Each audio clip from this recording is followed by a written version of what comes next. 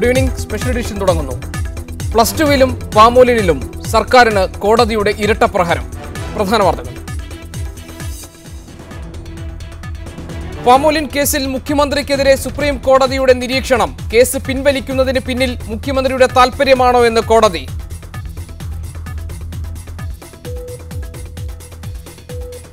CBI അന്വേഷിക്കുന്നതല്ലേ നല്ലതെന്നും കോടതി. മുഖ്യമന്ത്രി രാജിവെക്കണമെന്ന പ്രതിപക്ഷം. ഏത് അന്വേഷണവും വരട്ടെ എന്ന് മുഖ്യമന്ത്രി. ടൈറ്റാനിയം കേസിൽ തുടരന്വേഷണത്തിന് 3 ആഴ്ചത്തേക്ക് ഹൈക്കോടതിയുടെ സ്റ്റേ. +2 കേസിൽ സർക്കാരിന്റെ അപ്പീൽ ഹൈക്കോടതി തള്ളി. നടപടികൾ ദുരുദ്ദേശപരമെന്ന് കോടതി. സർക്കാർ കൂടുതൽ ജാഗ്രത പുലർത്തേണ്ടിയിരുന്നുവെന്ന് VM സുധീരന്റെ വിമർശം. തലശ്ശേരിയിൽ RSS ജില്ലാ നേതാവിനെ വെട്ടിക്കൊന്നു. കൊലപാതകം നടത്തിയത് CPM എന്ന സംഘപരിവാർ. പ്രത്യേക പോലീസ് സംഘം അന്വേഷിക്കും. നാളെ സംസ്ഥാന ഹർത്താലിന് RSSന്റെ ആഹ്വാനം. സംസ്ഥാനത്ത് സാമ്പത്തിക പ്രതിസന്ധി ഉണ്ടായാൽ കാരണം സർക്കാരിന്റെ മദ്യനയമായിരിക്കുമെന്ന് KM മാണി. ബാറുകൾ പൂട്ടിയ ശേഷം ബെവറേജസ് ഔട്ട്ലെറ്റുകൾ മാത്രമായി തുറക്കുന്നത് എന്തിനെന്ന് മാണിയുടെ ചോദ്യം. ബെവറേജസ് ഔട്ട്ലെറ്റുകളുടെ കാര്യത്തിലും സർക്കാർ മാതൃക കാണിക്കണമെന്നും മാണി. പാകിസ്ഥാനിൽ പാർലമെന്റ് മന്ദിരം ആക്രമിച്ചതിന് ഇമ്രാൻഖാനും താഹിറുൽ ഖാദിരിക്കുമെതിരെ രാജ്യദ്രോഹ കേസ്. പ്രതിസന്ധിയിൽ സുപ്രീം കോടതി ഇടപെടുന്നു. അവധിയിലായ ജഡ്ജിമാരോട് ഉടൻ തിരികെ എത്തണമെന്ന് കോടതി. പാമോലിൻ കേസ് പിൻവലിക്കാനുള്ള തീരുമാനം മുഖ്യമന്ത്രിയുടെ സ്വന്തം താൽപര്യപ്രകാരമല്ലേ എന്ന് സുപ്രീം കോടതി. മുഖ്യമന്ത്രിക്ക് കീഴിലെ പോലീസ് അന്വേഷിച്ചാൽ സത്യം എങ്ങനെ പുറത്തുവരുമെന്നും കേസ് CBIയെ ഏൽപ്പിക്കുന്നതല്ലേ നല്ലതെന്നും സുപ്രീം കോടതി ചോദിച്ചു. പാമോലിൻ കേസിൽ ഉമ്മൻചാണ്ടിയുടെ പങ്ക് സ്വതന്ത്ര ഏജൻസിയെ കൊണ്ട് അന്വേഷിപ്പിക്കണം എന്നാവശ്യപ്പെട്ട് VS അച്യുതാനന്ദൻ നൽകിയ ഹർജി പരിഗണിക്കവെയാണ് കോടതിയുടെ ഈ പരാമർശങ്ങൾ. പാമോലിൻ ഇറക്കുമതി കേസിൽ അന്നത്തെ ധനകാര്യമന്ത്രി ഉമ്മൻചാണ്ടിയുടെ പങ്ക് അന്വേഷിക്കേണ്ടതില്ലെന്നായിരുന്നു പോലീസ് വിചാരണ കോടതിയെ അറിയിച്ചത്. കോടതി ഇത് അംഗീകരിച്ചിരുന്നു. പിന്നീട് ഹൈക്കോടതിയും ഇതിന് അനുകൂലമായി ഉത്തരവ് പുറപ്പെടുവിച്ചു. ഹൈക്കോടതി ഉത്തരവിനെതിരെയാണ് പ്രതിപക്ഷ നേതാവ് VS അച്യുതാനന്ദൻ സുപ്രീം കോടതിയെ സമീപിച്ചത്. കേസിൽ ഉമ്മൻചാണ്ടിയുടെ പങ്ക് സ്വതന്ത്ര ഏജൻസിയെ കൊണ്ട് അന്വേഷിപ്പിക്കണമെന്നാണ് ഹർജിയിൽ VS ആവശ്യപ്പെട്ടത്. ഈ ഹർജി പരിഗണിക്കവെയാണ് പാമോലിൻ കേസ് പിൻവലിക്കാനുള്ള തീരുമാനം മുഖ്യമന്ത്രിയുടെ താൽപര്യപ്രകാരമല്ലേ എന്ന് സുപ്രീം കോടതി ചോദിച്ചത്. മുഖ്യമന്ത്രിയുടെ കീഴിലുള്ള പോലീസ് അന്വേഷിച്ചാൽ സത്യം എങ്ങനെ പുറത്തുവരുമെന്നും കേസ് CBIയെ ഏൽപ്പിക്കുന്നതല്ലേ നല്ലതെന്നും കോടതി ചോദിച്ചു. ജസ്റ്റിസുമാരായ TS ഠാക്കൂർ, R ഭാനുമതി എന്നിവരടങ്ങിയ ബെഞ്ചാണ് ഹർജി പരിഗണിച്ചത്. ഹൈക്കോടതിയിൽ നിലനിൽക്കുന്ന കേസിൽ തീർപ്പാവാത്ത സാഹചര്യത്തിൽ ഹർജിയുടെ കാര്യത്തിൽ തീരുമാനമെടുക്കുന്നില്ലെന്ന് കോടതി വ്യക്തമാക്കി. ഹൈക്കോടതിയിലെ കേസിൽ 3 മാസത്തിനകം തീരുമാനമെടുക്കാൻ നിർദ്ദേശിച്ച സുപ്രീം കോടതി ഹർജി അതിനുശേഷം പരിഗണിക്കാനായി മാറ്റിവെച്ചു. TK Harish, media 1, Delhi. Palmolein കേസിൽ ഏത് അന്വേഷണവും വരട്ടെ എന്ന് മുഖ്യമന്ത്രി ഉമ്മൻചാണ്ടി. 10 വർഷം ഇടത് സർക്കാർ അന്വേഷിച്ചിട്ടും തന്നെ പ്രതിയാക്കാനായില്ലെന്ന് ഉമ്മൻചാണ്ടി പ്രതികരിച്ചു. എന്നാൽ വിധി മുഖ്യമന്ത്രിയുടെ മുഖത്തേറ്റ അടിയാണെന്ന് പ്രതിപക്ഷ നേതാവ് VS അച്യുതാനന്ദൻ പ്രതികരിച്ചു. സർക്കാരിന് പുറത്തുള്ള ഏജൻസിയെ കൊണ്ട് അന്വേഷണം നടത്തണമെന്നാണ് പിണറായി വിജയൻ ആവശ്യപ്പെട്ടത്. പാമോലിൻ ഇടപാടിൽ സർക്കാരിന് ധനനഷ്ടമുണ്ടായില്ല എന്ന വാദത്തിൽ ഉറച്ചു നിൽക്കുന്നതായി ആഭ്യന്തരമന്ത്രി രമേശ് ചെന്നിത്തലയും പറഞ്ഞു. പാമോലിൻ കേസിൽ തനിക്കെതിരെ ഏതന്വേഷണവും വരട്ടെ എന്നായിരുന്നു മുഖ്യമന്ത്രി ഉമ്മൻചാണ്ടിയുടെ ആദ്യ പ്രതികരണം. ഇതിനകത്ത് 10 കൊല്ലം ഇടതുപക്ഷം മരിച്ചതാ. ആ 10 കൊല്ലം വിചാരിച്ചിട്ട് എന്നെ പ്രതിയാക്കാൻ പറ്റിയിട്ടില്ല. ഇതിനകത്തൊന്നും ചെയ്യാൻ സാധിച്ചിട്ടില്ല. ഇപ്പൊ കോടതി പരിശോധിച്ചു കോടതി അംഗീകരിച്ചു. പാമോലിൻ കേസിലെ സുപ്രീം കോടതി നിരീക്ഷണം മുഖ്യമന്ത്രി ഉമ്മൻചാണ്ടിയുടെ മുഖത്തേറ്റ അടിയാണെന്ന് പ്രതിപക്ഷ നേതാവ് VS അച്യുതാനന്ദൻ. ഭരണസ്വാധീനം ഉപയോഗിച്ച് കേസ് തേച്ചുമാച്ചു കളയാൻ തുടക്കം മുതൽ തന്നെ മുഖ്യമന്ത്രി ഉമ്മൻചാണ്ടി ശ്രമിച്ചിരുന്നുവെന്ന് VS തിരുവനന്തപുരത്ത് പ്രതികരിച്ചു. ഉളുപ്പില്ലാതെ തൊടുന്യായം പറഞ്ഞ് തൊലിക്കട്ടിയുടെ മികവിൽ മുഖ്യമന്ത്രി രാജിവെക്കാതെ ഒഴിഞ്ഞു നിൽക്കുകയാണ്. സർക്കാരിന് പുറത്തുള്ള ഏജൻസി പാമോലിൻ കേസ് അന്വേഷിക്കണമെന്ന് CPM സംസ്ഥാന സെക്രട്ടറി പിണറായി വിജയൻ പറഞ്ഞു. ഒരു സ്വതന്ത്ര ഏജൻസി അന്വേഷിക്കണം. ഇവരുടെ നിയന്ത്രണം ബാധകമാവാത്ത ഒരു സ്വതന്ത്ര ഏജൻസി അന്വേഷിക്കണം. എന്നാൽ പാമോലിൻ കേസിൽ ഏതന്വേഷണവും നേരിടാൻ തയ്യാറാണെന്നും സർക്കാരിന് ധനനഷ്ടമുണ്ടായിട്ടില്ലെന്ന വാദത്തിൽ ഉറച്ചു നിൽക്കുന്നുവെന്നും ആഭ്യന്തരമന്ത്രി രമേശ് ചെന്നിത്തല പറഞ്ഞു. ബംഗാളും തമിഴ്നാടും ഉൾപ്പെടെയുള്ള മറ്റ് സംസ്ഥാനങ്ങളെക്കാൾ കുറഞ്ഞ വിലയ്ക്കാണ് നമ്മൾ പാമോയിൽ അന്ന് ഇറക്കുമതി ചെയ്തത്. അതുകൊണ്ട് UDFന്റെ നിലപാട് അതിനകത്ത് ആ കേസുമായി മുന്നോട്ട് പോകണ്ട എന്നുള്ളതായിരുന്നു. അതുകൊണ്ടാണ് നമ്മൾ പിൻവലിച്ചത്. സുപ്രീം കോടതി നിരീക്ഷണത്തിന്റെ അടിസ്ഥാനത്തിൽ മുഖ്യമന്ത്രി ഉടൻ രാജിവെക്കണമെന്നും നിഷ്പക്ഷ അന്വേഷണത്തിന് സാഹചര്യമൊരുക്കണമെന്നും പ്രതിപക്ഷ ഉപനേതാവ് കോടിയേരി ബാലകൃഷ്ണനും പ്രതികരിച്ചു. News desk, media 1.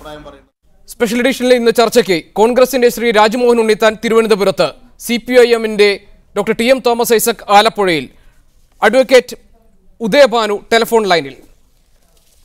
Shri Rajmohan Unnithan, മുഖ്യമന്ത്രിയുടെ ലാഭത്തിന് വേണ്ടിയല്ലേ പ്രോസിക്യൂഷൻ നടപടികൾ പിൻവലിക്കുന്നതെന്നും മുഖ്യമന്ത്രിയുടെ കീഴിലുള്ള പോലീസ് അന്വേഷിച്ചാൽ എങ്ങനെ സത്യം പുറത്തുവരും എന്നും സുപ്രീം കോടതി ചോദിക്കുമ്പോൾ കേസ് അട്ടിമറിക്കാൻ, പമോലിൻ കേസ് അട്ടിമറിക്കാൻ സർക്കാർ ശ്രമിക്കുന്നുവെന്ന VSന്റെ ആരോപണം ശരിയാവുകയല്ലേ? ഒരിക്കലുമല്ല. കാരണം ഇന്ന് കോടതിയുടെ ഒരു വിധി വന്നിട്ടില്ല. ശ്രീ അച്യുതാനന്ദൻ കൊടുത്ത ഹർജിയുടെ വാദം നടക്കുമ്പോൾ ആ ഹർജിയിൽ സുപ്രീം കോടതി ചില നിരീക്ഷണങ്ങൾ നടത്തുക മാത്രമാണ് ചെയ്തിട്ടുള്ളത്. ഈ കേസിൻ്റെ അന്തിമമായ വിധി വരുമ്പോൾ ആ വിധി എന്താണോ ആ വിധിയെ സ്വാഗതം ചെയ്താൽ കേരളത്തിലെ കോൺഗ്രസ് പാർട്ടിക്കോ UDFനോ മുഖ്യമന്ത്രി ശ്രീ ഉമ്മൻചാണ്ടിക്കോ യാതൊരു മടിയുമില്ല. കോടതി എന്തു പറയുന്നു അത് അക്ഷരം പ്രതി അനുസരിക്കാൻ ഞങ്ങൾ തയ്യാറാണ്. ഇടതുപക്ഷ ജനാധിപത്യ മുന്നണി 10 വർഷക്കാലം അവരുടെ ആവനാഴിയിൽ അവസാനത്തെ ആയുധം പ്രയോഗിച്ചിട്ട് പോലും ഉമ്മൻചാണ്ടിക്കെതിരെ തെളിവിൻ്റെ ഒരു തരിമ്പ് പോലും കണ്ടെത്താൻ അവർക്കായില്ല എന്ന് പറയുമ്പോൾ തന്നെ ഈ കേസിൽ രാഷ്ട്രീയ പ്രേരിതമായി അച്യുതാനന്ദൻ ഒരു ശല്യക്കാരനായ വ്യവഹാരിയുടെ റോളാണ് സ്വീകരിച്ചു കൊണ്ടിരിക്കുന്നതെന്ന് വളരെ വ്യക്തമായി കേരളത്തിലെ പൊതുജന സമൂഹത്തിന് ബോധ്യപ്പെടും. വഴിയിൽ മുഖ്യമന്ത്രിയുടെ കീഴിലുള്ള പോലീസ് അന്വേഷിച്ചാൽ എങ്ങനെ സത്യം പുറത്തു കൊണ്ടുവരും എന്ന് കോടതി ചോദിക്കുന്നു. സ്വതന്ത്രമായ ഒരു ഏജൻസിയെ കൊണ്ട് അന്വേഷിപ്പിക്കുകയല്ലേ വേണ്ടതെന്ന് കോടതി ചോദിക്കുന്നു. ഇതിനെ തത്വത്തിൽ താങ്കൾ അംഗീകരിക്കുന്നില്ലേ?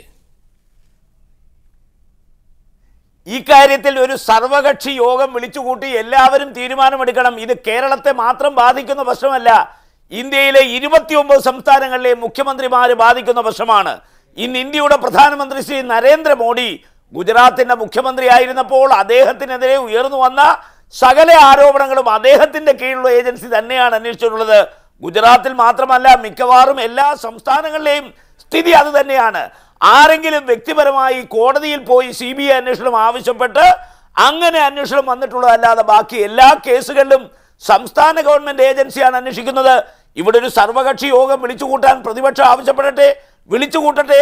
കേരളത്തിലെ എന്നല്ല, ഇന്ത്യയിലെ ഏത് മുഖ്യമന്ത്രിക്കെതിരെയോ മന്ത്രിമാർക്കെതിരെയോ ആരോപണം ഉയർന്നു വന്നാൽ ഒരു അന്വേഷണം നടത്തുന്ന സാഹചര്യം സംജാതമായാൽ ആ അന്വേഷണം നടത്തുന്നത് ഗവൺമെന്റിന്റെ കീഴിലുള്ള ഒരു ഏജൻസി ആയിരിക്കരുത്, മറ്റൊരു ഏജൻസി ആകണമെന്ന് തത്വത്തിലൊരു തീരുമാനം എല്ലാവരും എടുക്കുന്നത് നല്ലതാണ്, സ്വാഗതാർഹമാണ്. ശരി, താങ്കൾ അതിനെ സ്വാഗതം ചെയ്തു. ഞാൻ താങ്കളിലേക്ക് തിരിച്ചു വരാം. Doctor T M Thomas Isaac, titanium കേസിലായാലും പാമോലിൻ കേസിലായാലും കോടതി പരാമർശങ്ങൾ ഉണ്ടായാൽ, തനിക്കെതിരെ എന്തെങ്കിലും ഒരു ആരോപണം ഉണ്ടായാൽ, ഈ പറഞ്ഞതുപോലെ ഏതെങ്കിലും തരത്തിലുള്ള ഒരു ആക്ഷേപം ഉണ്ടായാൽ എപ്പോഴും മറുപടി പറയാൻ മുഖ്യമന്ത്രിക്ക് ചില കാര്യങ്ങളുണ്ട്.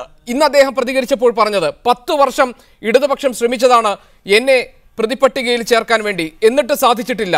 ഹൈക്കോടതി പോലും ഈ കേസിൽ നിന്ന് എന്നെ പ്രതിയാക്കാൻ കഴിയില്ല എന്ന് ബോധ്യപ്പെട്ടപ്പോഴാണ് ഈ കേസ് തന്നെ വേണ്ട എന്ന് മന്ത്രിസഭാ യോഗം തീരുമാനിച്ചത്. ഏത് അന്വേഷണത്തെയും നേരിടാൻ താൻ തയ്യാറാണ്.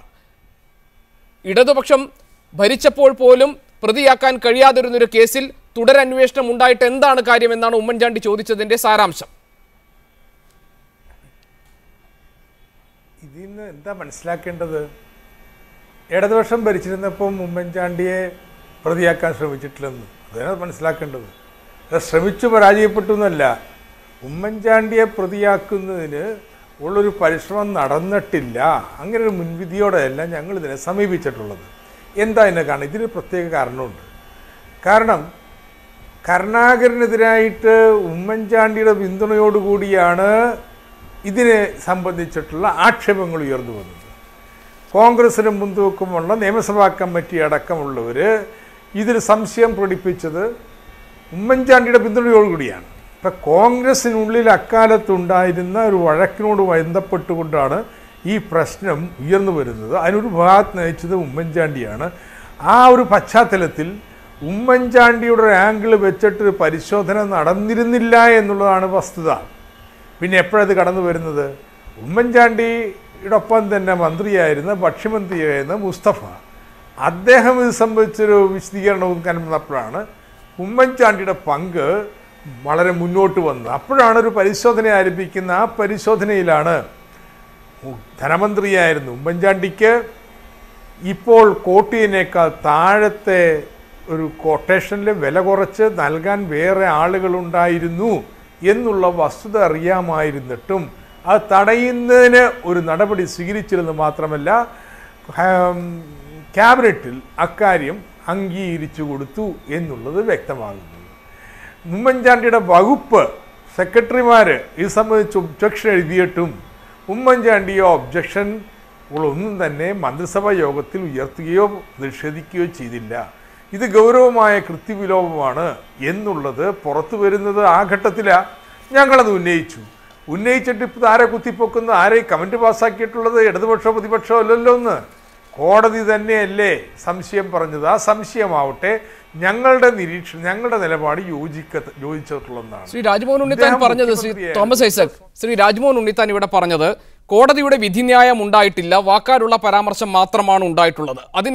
അതിനപ്പുറം ഗൗരവം കൊടുത്ത് കാണേണ്ട കാര്യമില്ല, രാജി ആവശ്യം പോലെയുള്ള ആവശ്യങ്ങൾ ഉന്നയിക്കാനുള്ള സാഹചര്യം നിലവിൽ ഉണ്ടായിട്ടില്ല എന്നാണ്. ഇത് സുപ്രീം കോടതിയുടെ നിരീക്ഷണം, ഉപദേശം, വിധിയൊന്നും അല്ലല്ലോ. ക്രിമിനൽ കേസുകൾ പശ്ചാത്തലമുള്ളവരെ മന്ത്രിസ്ഥാനത്ത് നിർത്തുന്നതിനെ കുറിച്ച് ആലോചിക്കണം പ്രധാനമന്ത്രി മോഡി എന്ന് പറഞ്ഞപ്പോൾ കോൺഗ്രസ് പാർലമെന്ററി ബോർഡ് എന്താ പ്രസ്താവന ഇറക്കിയത്? അവരെ മാറ്റി നിർത്തണമെന്ന് ആവശ്യപ്പെട്ടുകൊണ്ടാണ്. അവരെ മാറ്റി നിർത്തണമെന്ന് ആവശ്യപ്പെട്ടു. ക്രിമിനൽ കേസിൽ ഉൾപ്പെട്ടിട്ടുള്ളവർ, ശിക്ഷിക്കപ്പെട്ടുള്ളവരല്ല, ഉൾപ്പെട്ടിട്ടുള്ളവർ, അവരെ മാറ്റി നിർത്തണമെന്നല്ലേ കോൺഗ്രസ് ദേശീയ നേതൃത്വം ആവശ്യപ്പെട്ടത്. പക്ഷേ ഇപ്പോൾ രാജ്മോഹൻ ഉണ്ണിത്താൻ പറഞ്ഞ പോലെ കോൺഗ്രസിൻ്റെ പാരമ്പര്യങ്ങളോടല്ല, ഇക്കാര്യത്തിൽ മോഡിയുടെ പാരമ്പര്യത്തെയാണ് ഉമ്മൻചാണ്ടി പിന്തുടരാൻ ആഗ്രഹിക്കുന്നത്. മോഡി പോലും ഇങ്ങനെ ആരോപണങ്ങൾ വന്നിട്ട് രാജിവെച്ചിട്ടില്ലല്ലോ, അപ്പോൾ പിന്നെ തനിക്കെന്താന്നുള്ളതാണ്. ഏതായാലും ഈ പ്രശ്നം പറഞ്ഞത് ശരിയാണ്. ഇത് വിധി വന്നിട്ട് ഇറങ്ങാൻ നിർബന്ധമുള്ളൂ. അതിനപ്പുറത്തുള്ള ധാർമ്മികതയൊന്നും കോൺഗ്രസ് അംഗീകരിക്കുന്നില്ലെങ്കിൽ വേറൊന്നും അവരെക്കുറിച്ച് ചെയ്യാൻ പറ്റത്തില്ല. പക്ഷെ ജനങ്ങളുടെ മുമ്പിലാണ് ഈ നാടകങ്ങളൊക്കെ നടക്കുന്നതെന്ന് മനസ്സിലാക്കാം. ശ്രീ രാജ്മോഹൻ ഉണ്ണിത്താൻ, ഇവിടെ ഉണ്ടായിട്ടുള്ള ഏറ്റവും ഗുരുതരമായ പരാമർശം മുഖ്യമന്ത്രിയുടെ കീഴിലുള്ള പോലീസ് അന്വേഷിച്ചാൽ സത്യം എങ്ങനെ പുറത്തു വരും എന്ന് കോടതി ചോദിച്ചതാണ്. അതോടൊപ്പം തന്നെ കേസ് ഇനി വേണ്ട, കേസിനെ പിൻവലിക്കാൻ മന്ത്രിസഭാ യോഗം തീരുമാനിക്കുമ്പോൾ എന്തുകൊണ്ട് ആ യോഗത്തിൽ നിന്ന് മുഖ്യമന്ത്രി വിട്ടുനിന്നില്ല എന്ന് ചോദിച്ചു. ഇവിടെ വിജിലൻസ് അന്വേഷണം നടത്തുകയും അതിൽ മുഖ്യമന്ത്രിക്കെതിരെ ആരോപണം ഉണ്ടാകുമ്പോൾ അദ്ദേഹത്തെ കുറ്റവിമുക്തനാക്കുകയും ചെയ്യുന്നത് ഈ കേസിൽ മാത്രമല്ല, ടൈറ്റാനിയം കേസിലും നമ്മൾ കണ്ടതാണ്. സ്വാഭാവികമായും കോടതി ചോദിച്ച ചോദ്യം സാധാരണക്കാരായ ആരുടെയും മനസ്സിൽ സംശയമുളവാക്കുന്നതാണ്, പലരും ചോദിക്കുന്നതുമാണ്. അതുകൊണ്ട് തന്നെ ധാർമ്മികതയുടെ പ്രശ്നം ശ്രീ തോമസ് ഐസക് പറഞ്ഞതുപോലെ ഒരു ഭാഗത്തുണ്ട്. അതിനപ്പുറം ഇത് വസ്തുതാപരമായി ശരിയല്ലേ എന്ന് സംശയിക്കേണ്ട സാഹചര്യവും നിലനിൽക്കുന്നുണ്ട്. മുഖ്യമന്ത്രിക്ക് താങ്കൾ പറഞ്ഞതുപോലെ സ്വതന്ത്രമായ അന്വേഷണത്തെ അദ്ദേഹത്തിന് ഭയമില്ലെങ്കിൽ മുഖ്യമന്ത്രി പദവിയിൽ നിന്ന് മാറിക്കൊണ്ട് ധാർമ്മിക മൂല്യങ്ങളിൽ ഞാൻ ഉറച്ചു നിൽക്കുന്നു എന്ന് ഉമ്മൻചാണ്ടി കേരളത്തോട് പറയുകയല്ലേ വേണ്ടത്? എൻ്റെ ബഹുമാന്യനായ സുഹൃത്ത് ശ്രീ തോമസ് ഐസക് എഴുതാപ്പുറമാണ് ഇവിടെ വായിക്കുന്നത്. കാരണം നമ്മൾ ആരും ചർച്ച ചെയ്യാത്തൊരു വിഷയത്തെക്കുറിച്ചാണ് അദ്ദേഹം ഉപമിച്ചിരിക്കുന്നത്. അതിൻ്റെ വിശദാംശങ്ങളിലേക്ക് ഞാൻ പോകാൻ തയ്യാറല്ല. അതുകൊണ്ട് ഇപ്പോൾ മോഡി ഇന്ത്യയുടെ പ്രധാനമന്ത്രിയാണെന്നുള്ള യാഥാർത്ഥ്യം മനസ്സിലാക്കണം. ഞാൻ അതും ഇതുമായി ഒരു താരതമ്യം ഒരിക്കലും ഞാൻ നടത്തിയിട്ടില്ല. അദ്ദേഹം താരതമ്യം നടത്തി അതിൽ കൊണ്ട് ചെന്ന് എത്തിക്കാൻ ശ്രമിക്കുന്നു. അത് ഒരു ചർച്ചയിൽ ഒരു സാമാന്യ മര്യാദയ്ക്ക് നിൽക്കുന്നതല്ല. അത്രയേ എനിക്ക് അതിനെക്കുറിച്ച് പറയാനുള്ളൂ. പിന്നെ വളരെ അടിസ്ഥാനരഹിതമായ കാര്യങ്ങളാണ് ശ്രീ തോമസ് ഐസക് പറഞ്ഞത്. കാരണം നമ്മളിവിടെ പാമോലിൻ ഇറക്കുമതി ചെയ്തത് പവർ ആൻഡ് എനർജി എന്ന് പറയുന്ന കമ്പനിയിൽ നിന്നാണ്, P&D. അപ്പോ